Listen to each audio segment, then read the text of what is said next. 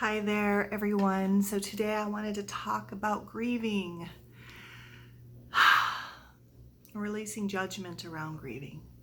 So as some of you may or may not know, I did talk about death yesterday, and I did go to the funeral, and there was a lot of grieving. There was a lot of crying, a lot of sorrow, and of course there was hope. So it was a beautiful ceremony. There are at least 12 people that delivered their messages, whether it be through sermon, through recollections of beautiful moments shared, and also through song. And it was just a lovely ceremony. I did want to speak toward mental illness, because that's how he took his life and was suffering from mental illness.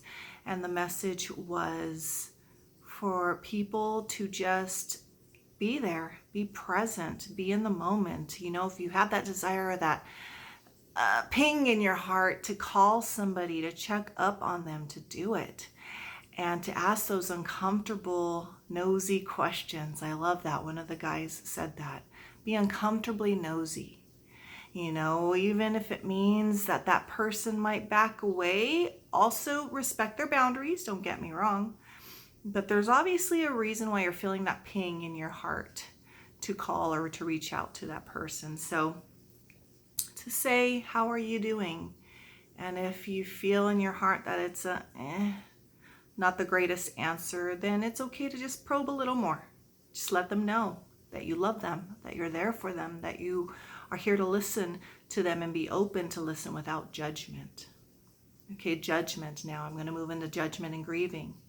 So my niece is dealing with a lot. She's a young woman, has a 2-year-old son, and she's pregnant with another baby. And she's grieving. She's sad. She's a widow at 23. And his family's dealing with the grieving in another way, which is more projection and anger. You know, I'm not here to judge. You know, grieving is a process, you know, that there's no right or wrong. Everybody has a right to feel the way they need to feel and to grieve and go through what they need to. But at the same time, putting a loving boundary on her end up. So there's some nasty exchange of words, you know, or it could be perceived that way.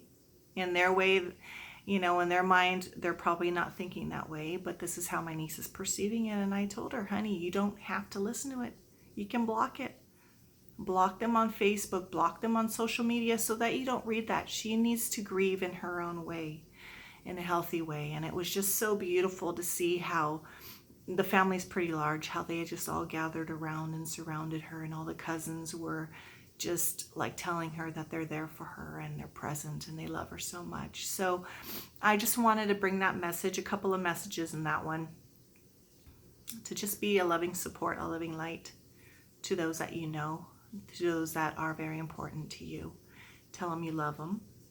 And also that there are different modes of grieving, and to not place judgment on how people grieve.